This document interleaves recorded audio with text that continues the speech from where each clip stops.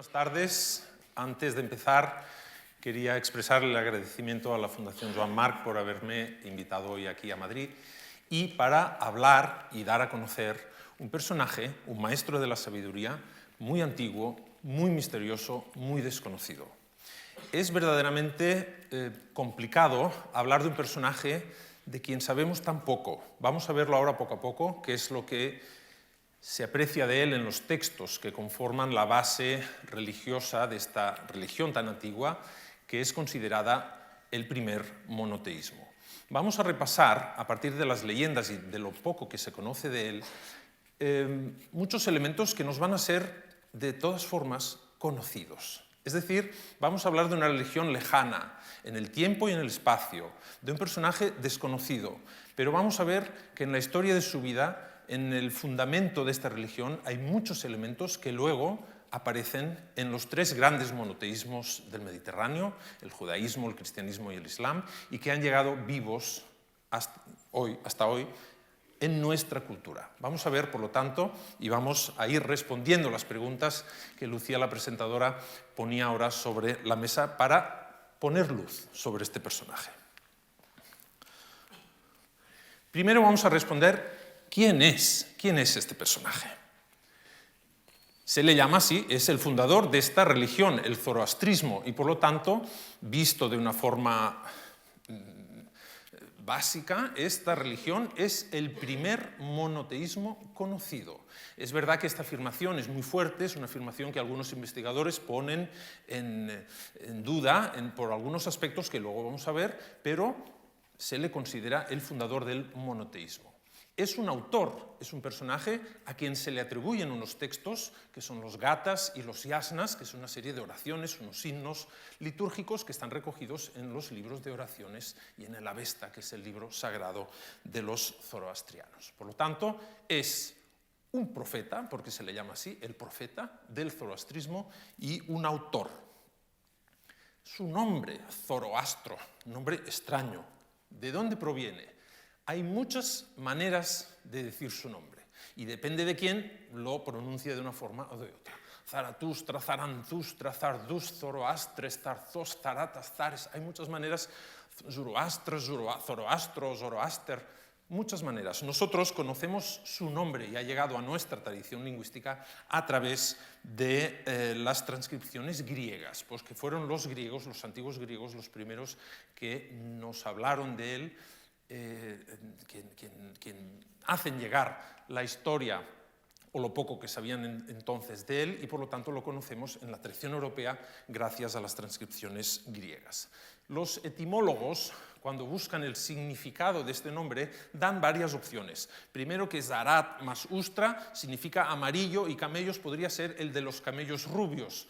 Bueno, es un nombre antiguo dado a un personaje que evidentemente vivía en un ambiente rural, tribal, y por lo tanto, pues, a lo mejor su familia tenía ese apellido, ese apodo, el de los camellos rubios. Otros investigadores hablan de otro origen etimológico de su nombre. Zara más Usher sería el dorado de la luz, el de la luz dorada. Ahí ya vemos que quizá se le ha dado este significado ya por la significación religiosa de este personaje, el de la luz dorada. Bueno, muy bonito, pero no sabemos, los investigadores propiamente tampoco se ponen de acuerdo al respecto. ¿Cuándo aparece este personaje? Y ahí también hay polémica. Por los gatas, es decir, por algunas alusiones que aparecen y por la descripción del mundo que le rodea, que él pone en sus textos, algunos investigadores creen que la sociedad que está mostrando es bipartita. Y hay como un enfrentamiento, una dicotomía muy grande entre los nómadas y los sedentarios, como toda sociedad antigua. Por lo tanto, algunos investigadores le sitúan entre el siglo XI y el siglo X a.C. Por lo tanto, estamos hablando del final del segundo milenio, principios del primer milenio antes de Cristo. Muy atrás. Por otros textos, y especialmente en el Avesta, el gran libro sagrado de los zoroastrianos, algunos investigadores dicen no.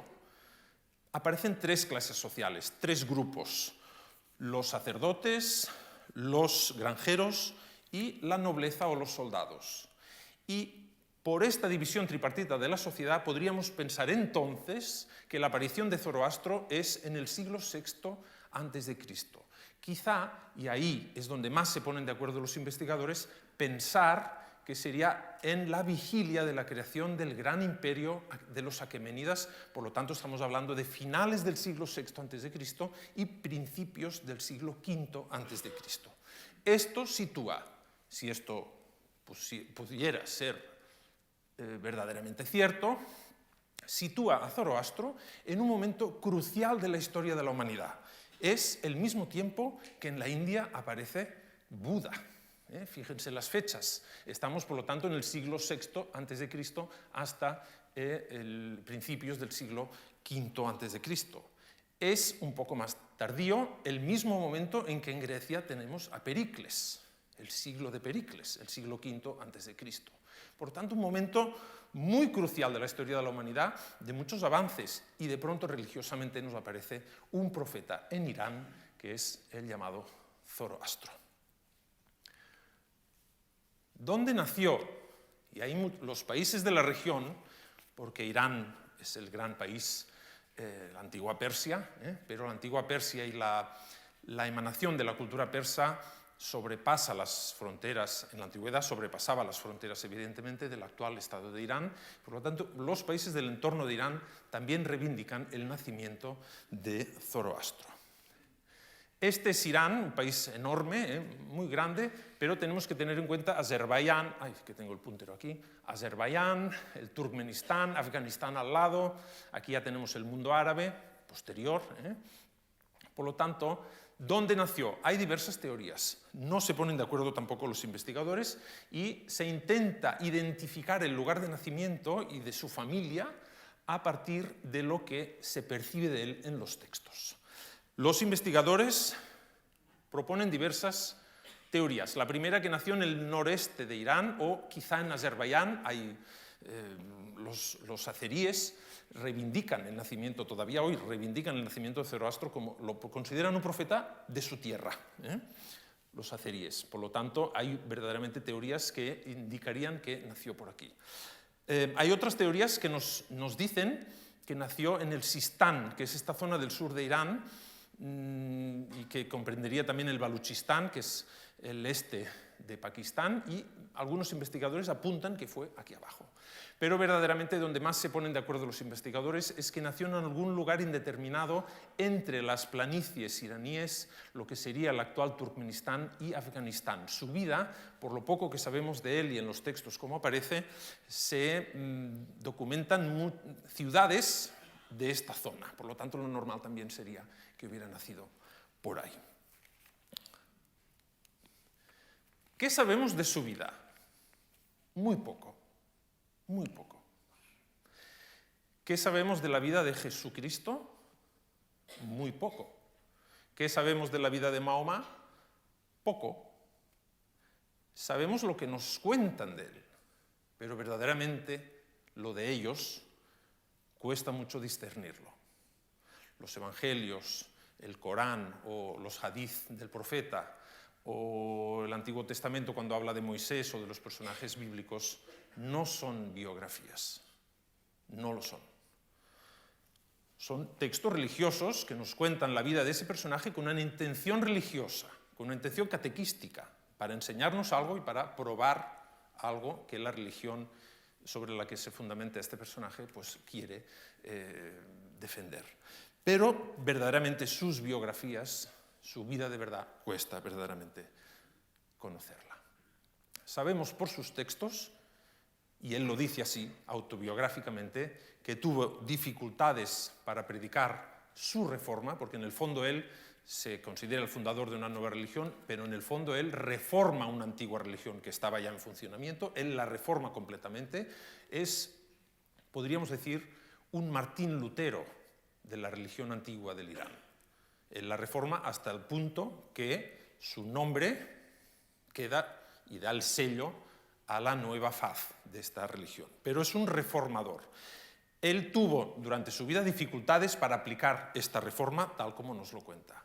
Luego nos cuenta también cómo en su propia ciudad natal, que no nos dice el nombre, pero dice, en mi ciudad natal pues me maltrataron, me rechazaron, me dejaron de lado. Por eso también él marchó a otros sitios, como ahora veremos. Y en un momento, en unos textos, habla de la boda de su hija. Por lo tanto, sabemos que estaba casado, que tenía hijos, ¿eh? Pero nada más. En el siglo XVIII, en el siglo de la Ilustración, Europa estaba harta de no saber quién era. Y este hombre, Abraham Yassine Anquetil-Duperron, se fue a la India, un persianista, es un especialista pues, en la antigua cultura persa, decidió irse a la India. Voltaire le aupó, le empujó a que lo hiciera, para que averiguara verdaderamente el origen, de dónde venía, de cuándo había nacido, que estudiara y que aportara a Europa la luz de una biografía que pudiera por fin dar a conocer el verdadero origen de este personaje. Es por esto que Anquetil-Duperron se trasladó a la India, estuvo en la India entre 1755 y 1761 y durante estos años tradujo el Avesta, que es el libro sagrado de los zoroastrianos, y también escribió la llamada Vida legendaria de Zoroastro. ¿Por qué se fue a la India? Porque es en la India donde actualmente, también hoy, se conserva o vive el grupo más importante de seguidores de la religión zoroastriana. Son los llamados parsis. Fue a hablar con los sacerdotes parsis, que son los sacerdotes y la comunidad parsis, son los zoroastrianos que en el siglo VIII huyeron de Irán cuando el Islam conquistó la antigua Persia. Muchos se convirtieron al Islam, otros muchos decidieron exiliarse de Irán y se fueron al estado de Gujarat, en la India, como después veremos. Anquetil-Duperron, para saber quién era Zoroastro y que le pudieran contar los mismos sacerdotes de esta antigua religión quién era, fue a la India, a Surat, la ciudad de Surat, en el estado de Gujarat, para que le contaran. Y recogió una biografía. Es decir, lo que sabemos de la biografía de Zoroastro lo cuentan los sacerdotes persas, significa que es lo que se cuenta en el catecismo zoroastriano a los niños y a las personas que creen en esta religión. Anquetil-Duperron escribió esta vida legendaria de Zoroastra y es a partir de estos detalles que él recoge que nosotros podemos hacernos una foto más completa de este personaje. Empecemos, entremos en su biografía.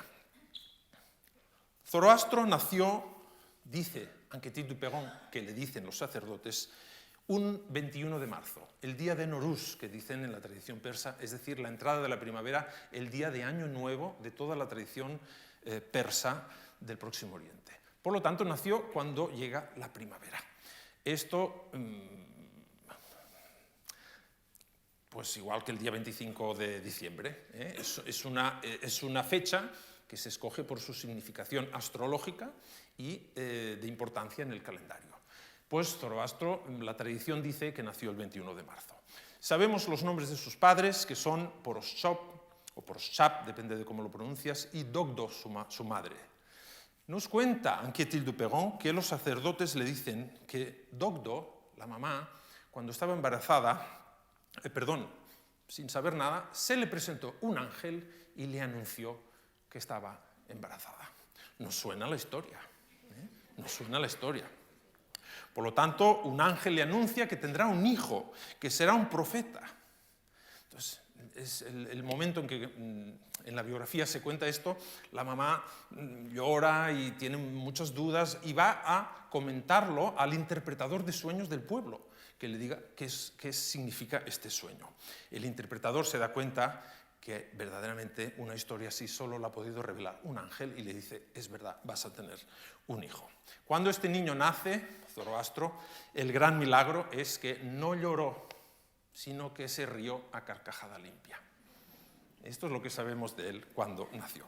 Los magos, es decir, los sacerdotes de la antigua religión irania, cuando vieron un niño así, que nacía el día de Noruz, que se reía al nacer, con los ojos abiertos y así, le temieron e intentaron matarle. Durán Ferún, que era el jefe de los sacerdotes, intentó secuestrar al niño para matarle. Y en el momento en que iba a apuñalarle, el niño, el bebé, le habló y le dijo, conmigo no podrás. Verdaderamente estoy contando una leyenda, pero estamos contando una leyenda que no se diferencia tanto de las otras. Jesús de Nazaret también nació e intentaron matarle. No, la matanza de los inocentes fue porque intentaban acabar con él. Duranferún y los magos, que son los representantes de la antigua religión que Zoroastro reformará, intentan eliminarle de todas formas. Un día lo sacan de la cuna y lo tiran al fuego, pero el niño salió andando del fuego, sin ningún daño. Por lo tanto, el fuego, y dice la biografía, el fuego no tenía ningún poder sobre Zoroastro, y menos cuando el fuego representará a Ahura Mazda, que es el dios único que impondrá. También le metieron en medio de un camino para que le atropellaran los bueyes, pero un buey se puso encima de él y hizo que todas las vacas y los bueyes pasaran a su alrededor, indemne. Lo mismo hicieron con caballos, lo metieron en medio de un prado de caballos para que lo pisotearan, pero nada pasó. Lo mismo hicieron y lo llevaron al bosque y lo dejaron solo, pero una loba lo amamantó. No suena, ¿verdad? No suena. Creció y entramos en el periodo de juventud. Zoroastro se mofa, se ríe de los magos. Y un día, de todas formas, cayó enfermo. Y los magos decían, ya te preparamos nosotros la medicina. Evidentemente la medicina era un veneno, pero Zoroastro lo conoce y frena. Y Tuberterosh, que es el nombre de otro mago que intenta envenenarle, le dijo, alma de barro, yo no necesito tu brebaje. Es decir, es un personaje ya milagroso que ve cuando van a intentar eliminarle. Zoroastro se enfrentó a los magos. Les empezó a dar caña diciendo, ustedes están practicando una religión que no es la verdadera. Ustedes no son los legítimos representantes del Dios único que tendrán que venerar y los magos verdaderamente pues, no soportan a este niño, a este joven ya, que les está empezando a imponer una nueva forma de creer. Zoroastro se va, y nos dice la biografía, que se va a estudiar a Caldea. Caldea es la antigua Mesopotamia, en teoría lugar de grandes academias donde se estudiaba astrología, matemática, ciencia. Es decir, en la biografía cuando se cuenta que Zoroastro se va a Caldea a estudiar es como para darle verdaderamente legitimidad, de decir, este hombre no solo es un iluminado, un profeta, sino que al mismo tiempo es una persona leída, estudiada. Después de una temporada en Caldea, a los 15 años,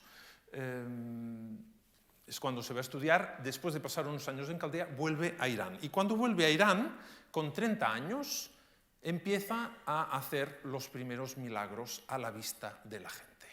Pasando un río, decide pasar con todo un grupo andando sobre las aguas. También nos suena. A partir de aquí, la biografía se convierte en un momento en que el personaje ya está maduro. ¿Está maduro para qué? Para hablar con esta divinidad, que es la que va a imponer y la que provocará que reforme toda la antigua religión irania. Nos dice la biografía que tiene visiones y que habla con Hormuz.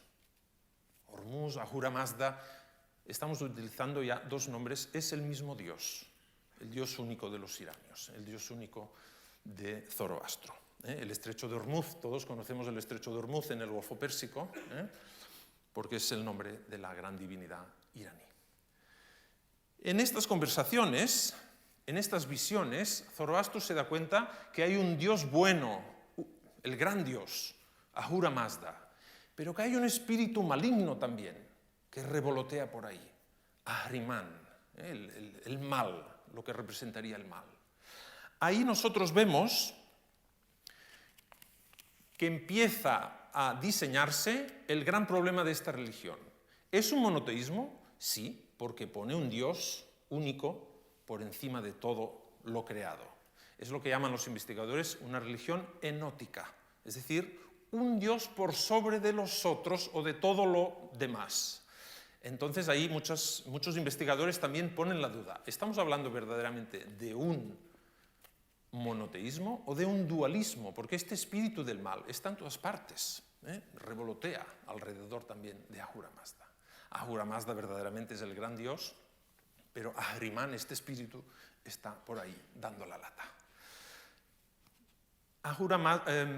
Zoroastro se va convirtiendo verdaderamente en un profeta, en un personaje, por lo tanto, con una significación religiosa muy importante, y evidentemente el espíritu del mal le tienta.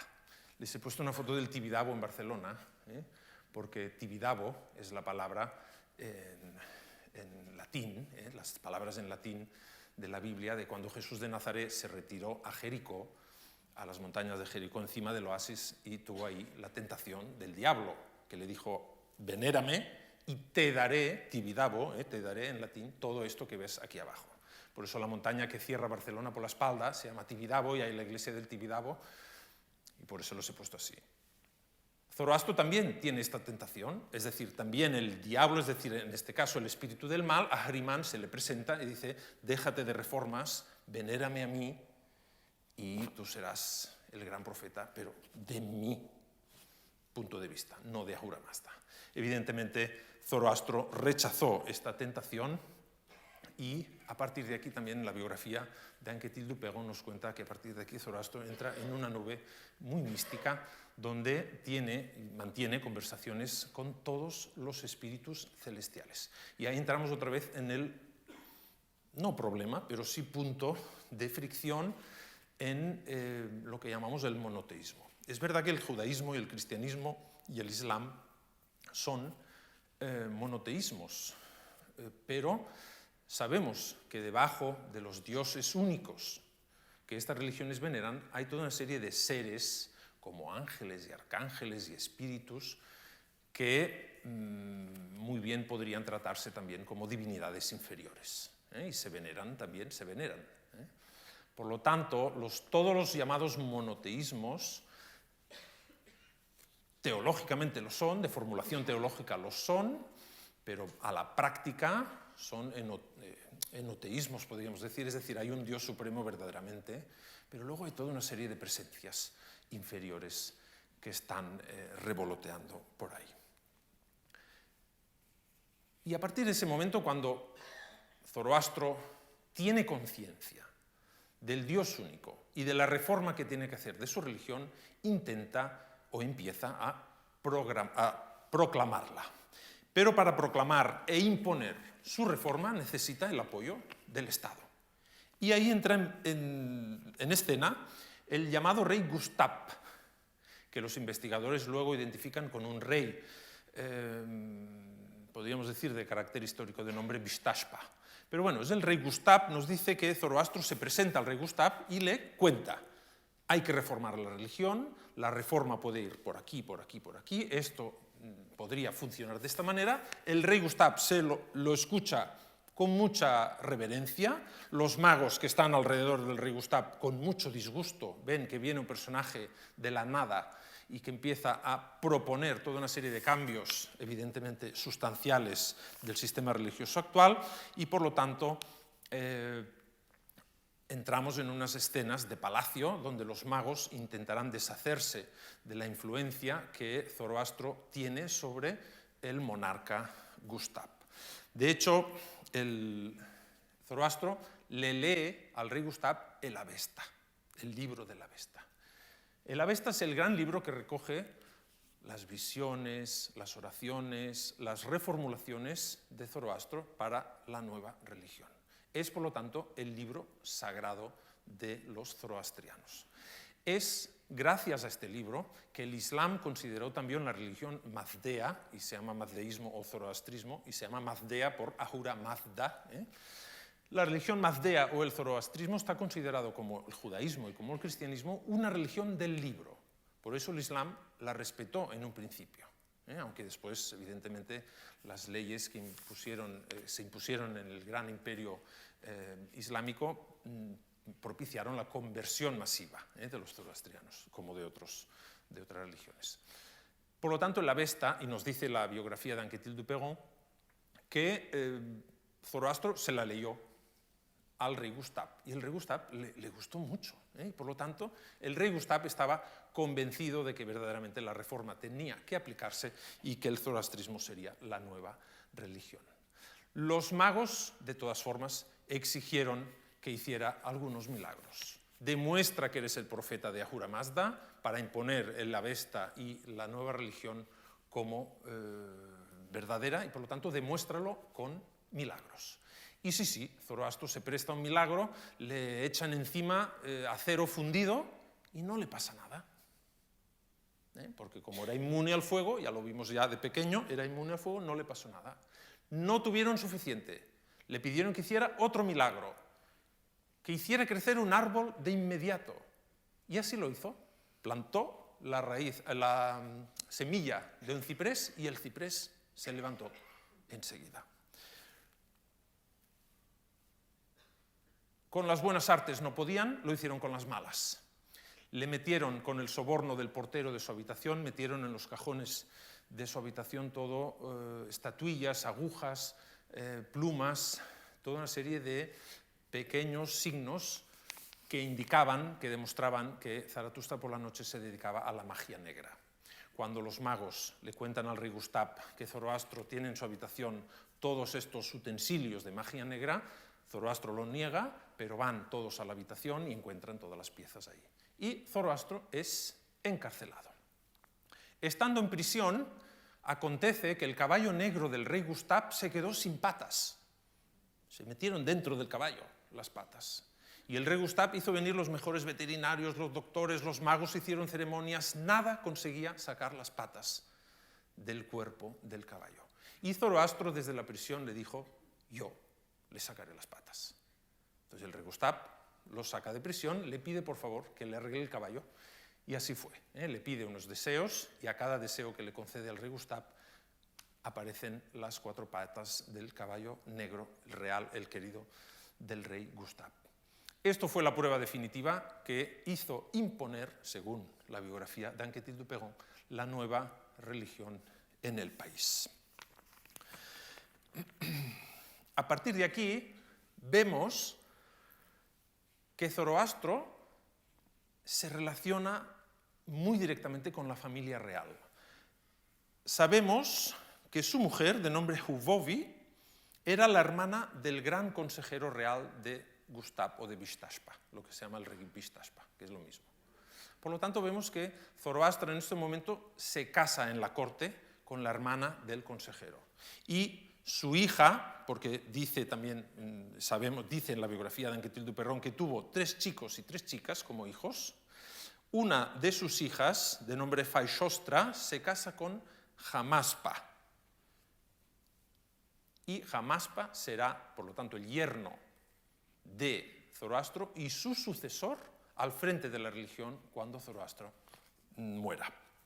Por lo tanto, vemos que el profeta se relaciona y forma parte, en cierta manera, del círculo real. Por eso se convierte en un profeta cortesano, digámoslo así. Lo tenemos en la corte del rey Vishtaspa, se emparenta con la realeza y, bueno, los dibujos son evidentemente modernos, como podéis muy bien daros cuenta. Tenemos al rey Gustav y Zoroastro proclamando la reforma de la religión iraní. De pronto sabemos que a los 77 años, nos dice Anquetil du Perron, cuando recoge de la voz de los sacerdotes en la India la vida del profeta, que muere asesinado en Afganistán, en la ciudad de Balj, donde es asesinado. Y Jamaspa, su yerno, pasará a ser su sucesor. El día que muere, marcado en el calendario de los parsis actualmente, es el 26 de diciembre. También vemos 25, 26, no importa, son las fechas del equinoccio de invierno, del solsticio de invierno, perdón, y por lo tanto son también una fecha que tendríamos que aceptar pues, como convencional y astrológica, evidentemente. ¿Qué es esta reforma? ¿En qué consiste? ¿Qué es esta religión? Pues vamos a darle también explicación. El zoroastrismo es la llamada la religión de la buena conciencia. Es verdaderamente una religión positiva. Positiva. Su credo es muy simple. Es buenos pensamientos, buenas palabras, buenas acciones. Y este dibujo, que luego vamos a hablar de él, es el símbolo de esta religión. Así como la cruz lo es del cristianismo, la luna del islam y la estrella de David del judaísmo. El símbolo del zoroastrismo es este personaje saliendo de este círculo, que es el universo, con estas alas seguramente de buitre de la antigüedad, que nos recuerdan también los dibujos del antiguo Egipto. Ahura Mazda es verdaderamente el único Dios, el creador de todo, el creador de los hombres también. Y se le representa con el fuego. Es por eso que los zoroastrianos han sido llamados los adoradores del fuego o los adoradores del sol también, de la luz. Es una religión lumínica. Entonces mucha gente dice, el fuego es vuestro Dios, y todos siempre los zoroastrianos te dicen, no, nuestro Dios es Ahura Mazda, pero lo representa el fuego. Tenéis que, en el desierto, y a veces lo vemos en televisión desgraciadamente, bueno, digo desgraciadamente ahora porque cuando un oleoducto tiene alguna fuga y sale gas o emanan pues, un poco de fuel, hay fuegos a veces en el desierto, en Irak, en Siria, que queman solos. Y esto de forma natural también ocurre. Cuando hay concentración de gases en el desierto, a veces hay escapes de gas que se inflaman y hay llamas que viven solas en el desierto. Para la mentalidad antigua, encontrarse una llama en medio del desierto sola, con fuerza, no podía ser más que la manifestación de una fuerza divina. La zarza ardiente de Moisés no podía ser sino una cosa parecida. Por lo tanto, es también muy normal que en una religión antigua el fuego forme parte, o sea un símbolo, o sea un elemento verdaderamente fácil de venerar. Los zoroastrianos toman este símbolo, este elemento, como representación. Por lo tanto, son llamados adoradores del fuego, pero no adoran el fuego. Adoran a Ahura Mazda, representado por el fuego.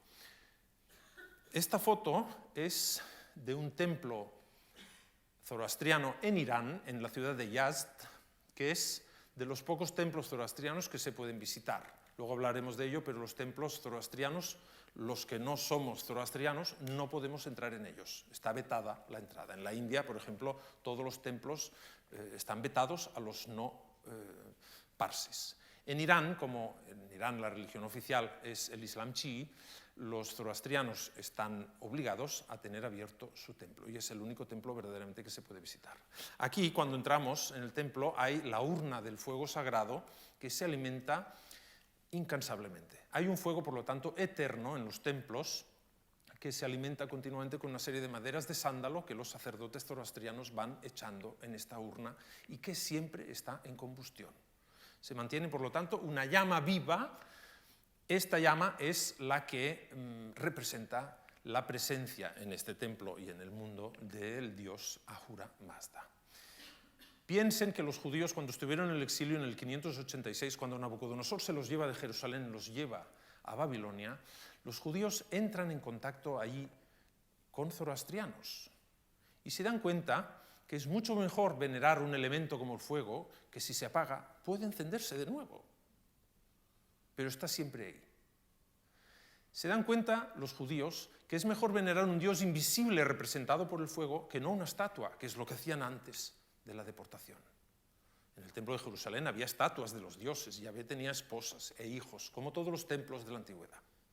Es en el exilio cuando el judaísmo toma conciencia, gracias al zoroastrismo, de que es mejor venerar un único dios abstracto representado por el fuego. Los judíos, cuando vuelven del exilio, reconstruyen el templo de Jerusalén con Esdras y Nehemías y ponen en el Sancta Sanctorum solo una llama. Es esta llama la que luego en las iglesias cristianas estará en el sagrario, para indicar siempre la presencia de la divinidad. Esto nos viene, por lo tanto, del zoroastrismo. Hemos hablado de este Ahura Mazda, pero debajo de Ahura Mazda, en la tradición zoroastriana, vemos que hay dos presencias muy fuertes, dos espíritus que luchan. Spentamaniu, el Espíritu Santo, y el Ahramaniu, el Espíritu del mal. Se describen grandes batallas entre estos dos espíritus. Ahí es donde los investigadores muchas veces dicen, sí, hay una Ahura Mazda por encima, pero luego hay estas dos presencias importantísimas en la tradición. ¿De qué estamos hablando? Pero bueno, en el cristianismo o en el judaísmo pasa lo mismo. Hay un Dios único por arriba, y luego este Dios único crea todo lo que hay. Y todo lo que hay, pues hay cosas buenas y hay cosas malas. Hay el bien y hay el mal. Y el bien y el mal luchan. Es lo mismo. Para los zoroastrianos, el bien y el mal están, se representan en el fondo por estos dos espíritus, que son el bien y el mal, la luz o las tinieblas, y ahí vendríamos también a una característica de esta religión, que es la dualidad. Por eso los investigadores a veces hablan, sí, un Dios único, pero esta presencia continua de esta dualidad que lucha, el bien y el mal, la luz y la tiniebla, que aparece luego también en los textos bíblicos, porque todo esto influencia también el antiguo Israel. Esta característica esencial del zoroastrismo se explica, o los sacerdotes de esta religión lo explican, diciendo que este dualismo está presente en nosotros también. Es nuestra condición humana. Por lo tanto, la lucha entre el bien y el mal, dicen ellos, es la lucha entre el asha y el druj, que dicen ellos, la verdad y la mentira, el orden y la ignorancia. Es bonito saber que es gracias al zoroastrismo que dicen los sacerdotes que Ahura Mazda, el Dios único, el Dios que lo ha creado todo, no impone a quién tenemos que seguir. Nos da la libertad como humanos para que nosotros escojamos qué es lo que queremos seguir, el bien o el mal, la verdad o la mentira, el orden o la ignorancia. Es gracias al zoroastrismo que tenemos el libre albedrío. Escoger. La humanidad está creada para Ahura Mazda, y Ahura Mazda nos propone un combate, y nosotros tenemos que escoger con quién vamos. Entonces, quien escoge el bien, nos dice Ahura Mazda, tendrá un regalo en el más allá, tendrá una retribución, tendrá lo que llaman ellos la resurrección. Es el zoroastrismo que nos dice que quien actúa y escoge el bien para ayudar a Ahura Mazda a completar su creación tendrá el premio de una nueva vida, de resucitar y por lo tanto de renovar su existencia. ¿Qué pasa con los que escogen la otra parte? Nos dice el zoroastrismo que cuando nosotros morimos atravesamos un puente, el famoso puente Shimbat, que luego el judaísmo tomará la misma metáfora para decir que cruzaremos ese hilo entre la montaña de los Olivos y el templo de Jerusalén, y los que no hayan actuado bien caerán en el torrente Cedrón, que es el torrente del infierno. El zoroastrismo ya lo plantea así, hay que atravesar el puente Shimbat para llegar al más allá. Muchas veces los que dudan entre el bien y el mal en la vida, pasan una temporada en un espacio de reflexión, lo que llamamos nosotros un purgatorio. Es un espacio que dicen, ahí van los débiles, dice el zoroastrismo, los que no han sabido, en cierta manera, decidirse de una forma rápida y primera por el bien. Han dudado en su vida, a veces han hecho el bien, pero a veces también han hecho el mal, han dudado y por lo tanto antes de llegar al más allá, a esta nueva vida, van a tener que pasar una temporada de reflexión en el purgatorio. Los que escogieron directamente el mal, el venerar a Ahriman, el espíritu maligno, irán al infierno. Y ahí hay que decirlo, el zoroastrismo regala por primera vez a la civilización estos conceptos. No son siempre buenos todos, pero el libre albedrío, esa libertad de actuación, respecto a la divinidad, eso está muy bien. El purgatorio, el infierno, todos estos conceptos nos los proponen los primeros, los zoroastrianos. Los judíos, evidentemente, recogerán mucho de esto y lo acabarán digiriendo a su manera en lo que será luego la formulación de los textos bíblicos y, por lo tanto, del judaísmo. Esto es lo que se llama Farbahar, el símbolo de esta religión.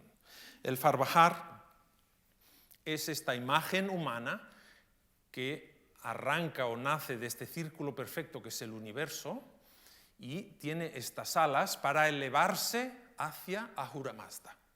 Es decir, la misión de la humanidad, una vez creada, es ir hacia el bien, que es la apuesta de Ahura Mazda. Dicen que la cara del personaje representa la sabiduría, que el círculo que mantiene en su mano izquierda es el amor y que su brazo derecho señala también a las alturas, es decir, al Dios único, Ahura Mazda. Las alas de buitre extendidas, magníficas, están divididas en 3 capas de plumas y representa el credo del zoroastrismo. Los buenos pensamientos, las buenas palabras y las buenas acciones. Todo para elevar a la humanidad hacia Ahura Mazda. La religión zoroastriana se fundamenta sobre 5 principios. La igualdad, el respeto, la ecología, el trabajo y la lealtad. Son, diríamos, los 5 principios básicos de esta religión. Vamos a ir comentándolos uno a uno y vamos a comentar lo que supone y a veces la contradicción, a veces también aparente, en el funcionamiento de la religión con el paso de los siglos. Primero de todo es la igualdad. Es una religión muy paritaria, digámoslo así. No hace ninguna diferencia, por ejemplo, entre el hombre y la mujer, así como el Islam o las religiones más mediterráneas sí que lo han hecho. El zoroastrismo no, es una religión donde el hombre y la mujer tienen los mismos derechos y son tratados con absoluta paridad, es decir, con una igualdad total. Es una religión que no discrimina a nadie, en el sentido de que todos son iguales, es decir, de género, de raza o de religión. Los zoroastrianos, o la religión zoroástrica, es una religión muy tolerante con las otras religiones. Evidentemente esto choca con la idea de un monoteísmo. Los monoteísmos son agresivos, porque como consideran el Dios único, el único Dios que existe, los otros no pueden existir. El zoroastrismo en ese sentido es más laxo. Ellos consideran que tienen a su Dios único, que es Ahura Mazda. Otras personas, otros pueblos tendrán sus dioses únicos de la misma forma que los tienen ellos.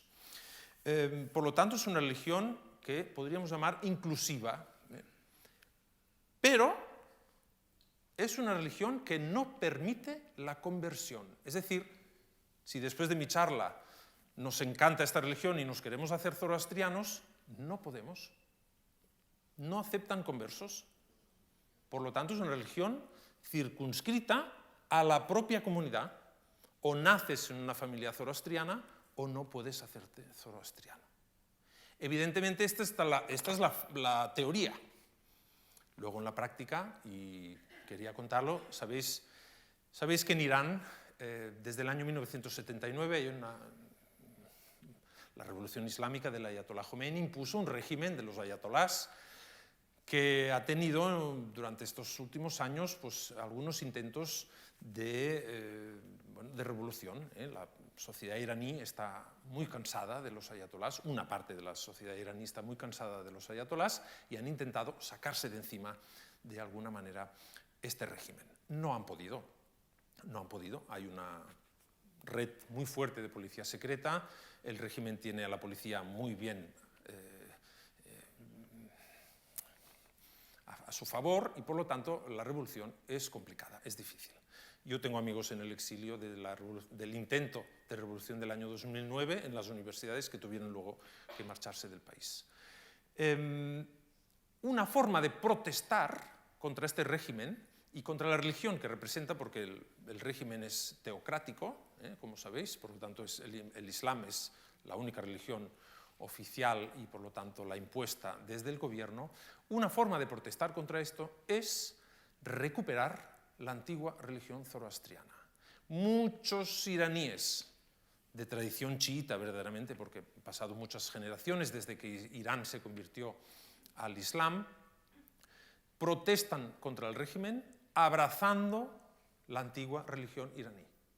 y llevan mucha gente el farbahar, el símbolo del zoroastrismo, colgado en el cuello como un símbolo de orgullo nacional. Es decir, esta es nuestra verdadera religión. Nuestros orígenes son los zoroastrianos. Y mucha gente ha empezado ahora en Irán a recuperar los rituales y a presentarse en los templos zoroastrianos, los pocos templos zoroastrianos que quedan abiertos en Irán, para, por lo tanto, recuperar la antigua religión. Con el libro en la mano, diríamos, con la ley en la mano, los sacerdotes parsis, que son los que están en la India, que son los detentores de la tradición, dicen que todas estas conversiones no son válidas, aunque sea a su favor, pero dicen que no son válidas.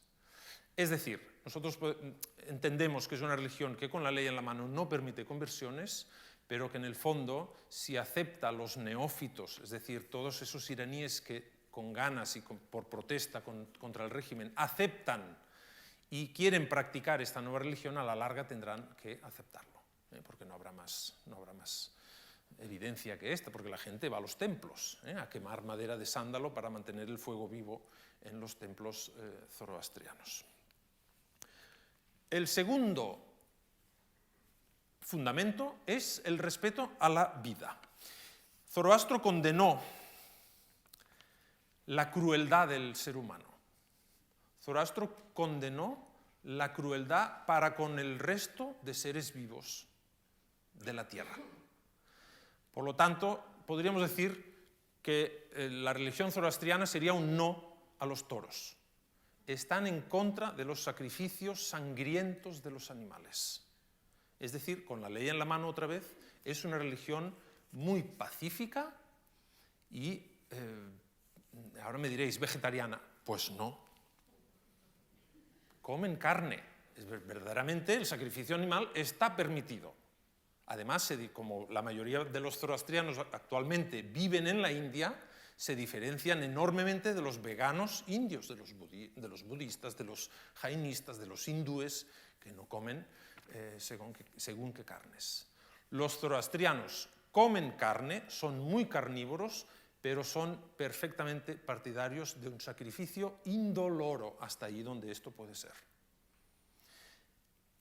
Este tema aparece porque Zoroastro reformó la antigua religión irania, que estaba basada en el sacrificio brutal de los bueyes, en los mitos que nosotros conocemos también de la antigua religión, que veneraba al dios Mitra, que se llevaban a cabo unos sangrientos sacrificios donde el neófito también recibía la lluvia de sangre del sacrificio del buey. Estas prácticas Zoroastro las desterró y por lo tanto proclamó la condena a la crueldad y la condena al sacrificio sangriento de los animales. De todas formas, repito, los parsis, los actuales zoroastrianos, son completamente carnívoros y hacen gala de esto, de que comen carne, pero intentan sacrificarla de forma lo máximo indolora posible. Es una religión ecológica, la llaman así, una religión ecológica. ¿Por qué? Porque se proclama el respeto absoluto a todos los elementos naturales. Hemos visto el respeto a la vida, y hay que matar para comer, pues se hace, pero de forma lo máximo indolora. Por lo tanto, este respeto a la vida pasa también por respetar los elementos naturales, y por lo tanto es una religión que tiene muy en cuenta el fuego, el agua, el aire y la tierra. Por lo tanto, se le llama la religión ecológica. Todos los festivales, como las antiguas religiones en el fondo, están, es decir, los festivales, las fechas importantes del calendario zoroastriano, están relacionados con la naturaleza. Nowruz, hemos visto el Año Nuevo, que es la gran fiesta de esta religión, es el inicio de la primavera, cuando todo reverdece, cuando las flores llegan, cuando la vida retorna a la naturaleza. Luego está en verano la gran fiesta del agua. De hecho, es otro espíritu que revolotea por ahí, el espíritu del agua. El festival de otoño es la celebración de otro año nuevo. Celebran 2 veces la entrada del año nuevo, el de la primavera, que es el grande, y luego tienen otra entrada, que es al fin y al cabo una entrada a un ciclo agrícola diferente. Y es por eso que el judaísmo también tiene la entrada de año nuevo en otoño. La entrada del invierno casi. Lo que los judíos celebran la entrada del Año Nuevo, no nosotros como lo hacemos ahora en diciembre, o a inicio de enero, sino lo tienen en septiembre-octubre, siempre cae entre septiembre y octubre, sobre todo en septiembre. Es el inicio después de la vendimia. Los zoroastrianos también. Y evidentemente en invierno tienen un día de veneración absoluta por el fuego.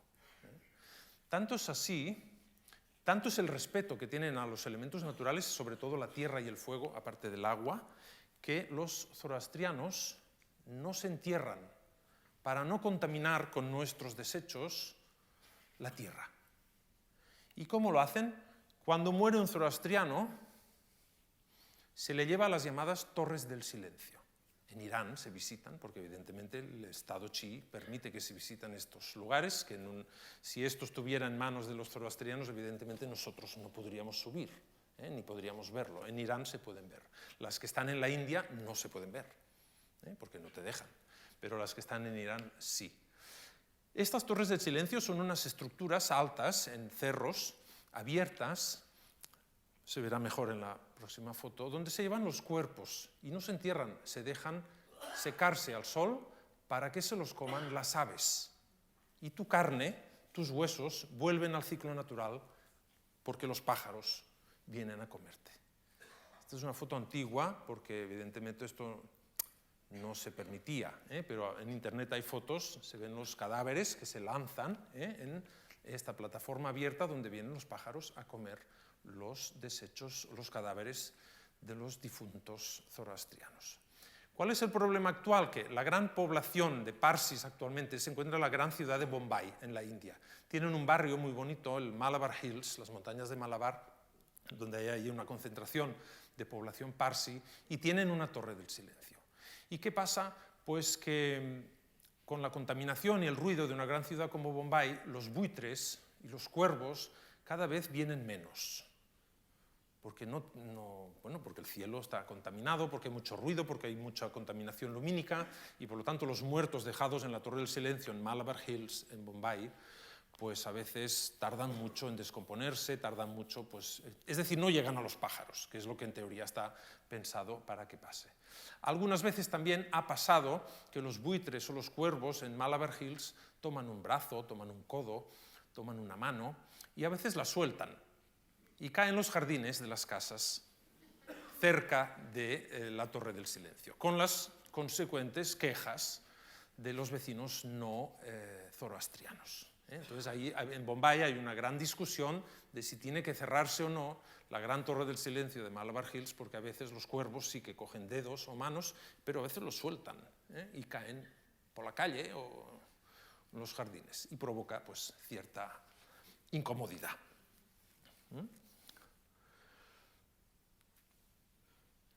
Otro aspecto fundamental, lo hemos visto de los principios que estamos hablando, es el trabajo. Es una religión, y ahí volvería a hacer el link, ligazón con el luteranismo, que venera el trabajo. No es que lo venere, pero sí que considera el trabajo, el esfuerzo, por lo tanto, del hombre, una calidad muy importante a tener en cuenta. Los zoroastrianos son gente industriosa, todos trabajan, negocios, son gente de mucho trabajar, un poco siguiendo la estela, repito, de la veneración del trabajo de los luteranos.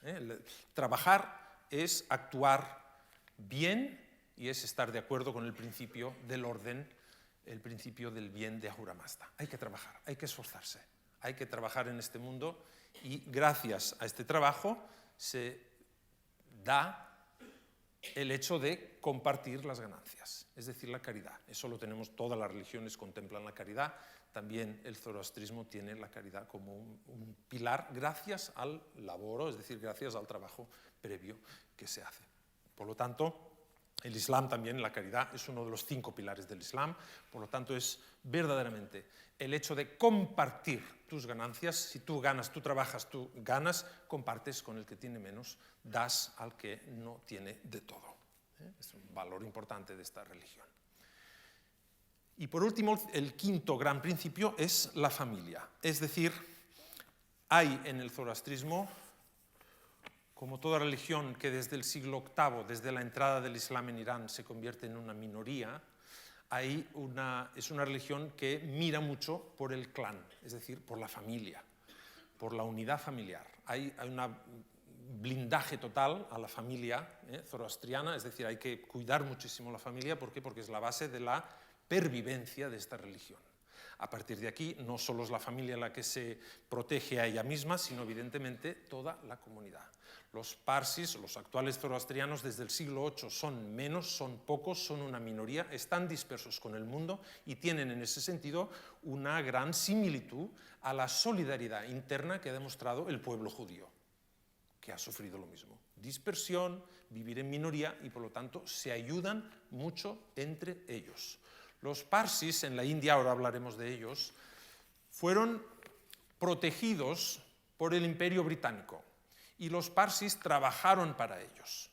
Muchos se enriquecieron gracias a esta colaboración con los británicos.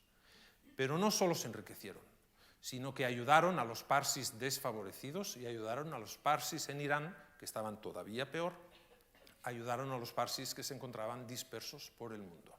Y es igual que cuando visitamos una sinagoga en el extranjero. Siempre hay una placa que dice: esta sinagoga se ha levantado gracias al apoyo de tal judío de Boston, o tal judío de Seúl, o tal judío de Johannesburgo. Con los templos parsis en el extranjero pasa absolutamente lo mismo. Todos son donaciones. Los que tienen más dan, porque es un principio de caridad, de repartir, de generosidad, pero existe esta solidaridad interna de minorías, que esto lo tienen las minorías, muy fuerte, muy fuerte. Y por eso se les equipara tanto a los judíos. ¿Qué queda de todo esto vivo? Pues quedan los parsis en la India, como hemos venido repitiendo. Son ellos los que dibujan a Zoroastro de esta forma, y lo vemos que lo veneran en todas las casas de los parsis. Están estas imágenes de su cara, de iluminado, siempre los rayos iluminados. Bueno, un profeta señalando hacia la divinidad, hacia Ahura Mazda, y vestido pues como un pastor centroasiático en el momento en que debió nacer. Evidentemente esto es un dibujo moderno, pero es la imagen que se tiene de él, y es la imagen que en la India, cuando vas y estás con los parsis, está en todas partes, en casa, en bombillas, en platos, lo tienen por doquier. Quedan en el mundo 150.000 zoroastrianos. Es muy poquito, con la cantidad de población que hay en el planeta. Esta comunidad se empequeñece.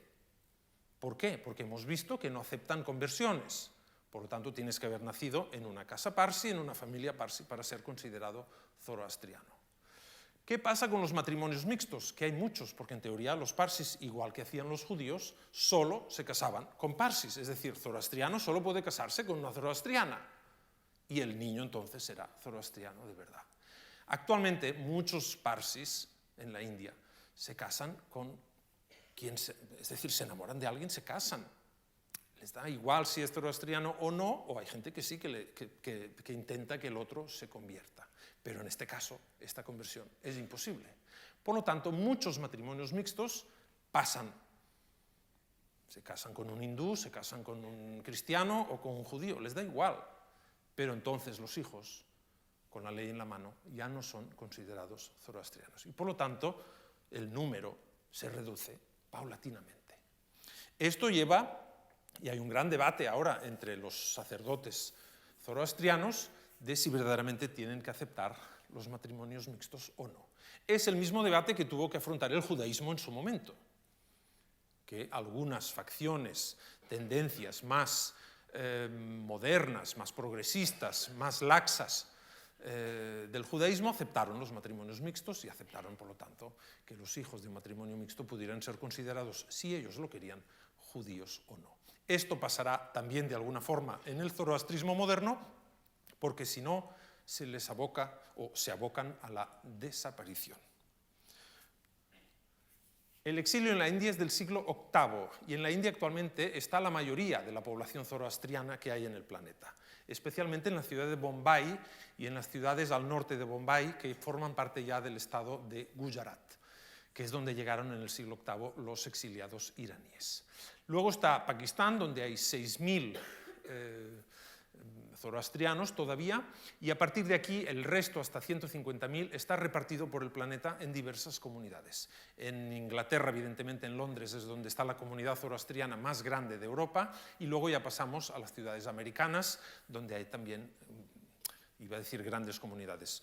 Hay comunidades zoroastrianas ya con números respetables, pero ya siempre mucho menores que lo que sería la población zoroastriana que se encuentra en la India o en el Pakistán. En Irán verdaderamente queda muy poco, tienen el templo, queda muy poco, y serían muchos más si contabilizaran todas las personas de tradición chií que abandonan el Islam y que se abrazan a la antigua religión iraní, pero que con la ley en la mano los sacerdotes que detentan la ortodoxia de esta religión que se encuentra ahora en la India, pues no lo aceptan. Pero bueno, quizá llegará al punto que tendrán también que aceptarlo. La llegada al estado de Gujarat se cuenta también en forma legendaria cuando en el siglo VIII dejaron varias naves, salieron de Irán con los zoroastrianos que no querían convertirse al Islam y recalaron en la costa de Gujarat. Aquí es donde están las ciudades de Surat y otras ciudades donde están los grandes templos zoroastrianos, los más antiguos, llevando el fuego sagrado, encendido, siempre encendido, alimentado por esas maderas de sándalo desde Irán. La leyenda cuenta que cuando llegaron los barcos de Irán con los exiliados zoroastrianos, desembarcaron en la costa y el rey de Gujarat les frenó en la playa y les dijo: ¿qué venís a hacer? Y ellos les cuentan: nos escapamos de Irán, han llegado los musulmanes, no queremos convertirnos, venimos a que usted nos acoja en su estado. El rey de Gujarat les presentó un bol de leche diciendo: el estado está lleno, no cabe nadie más. Ven, la leche está al borde de este bol, no cabe nadie más. Y dice la leyenda que el sacerdote parsi cogió una cucharada de azúcar, la metió en el bol y dijo: sí que cabemos, porque evidentemente el azúcar se disolvió en la leche. Por lo tanto, el rey de Gujarat aceptó y les aceptó en el estado de Gujarat con unas condiciones, podríamos decir, una modernísima y actualísima ley de extranjería. Les dijo: ustedes van a estar y van a vivir en mi país, por lo tanto van a hablar mi idioma, van a vestir como nosotros y van a celebrar todas sus fiestas cuando nosotros hayamos celebrado las nuestras. Es decir, nunca hacer coincidir una fecha de sus festividades con las nuestras y nunca hacerlo en la luz del día. Todas las festividades parsis se celebran por la noche, porque el estado de Gujarat, bueno, el rey de Gujarat en su momento de su llegada así lo estableció. Entonces, cuando estás en la India, estás con parsis y llega una festividad, que hay siempre una gran cena. Es siempre una gran cena, un gran festival, una gran ceremonia religiosa que se lleva a cabo por la noche.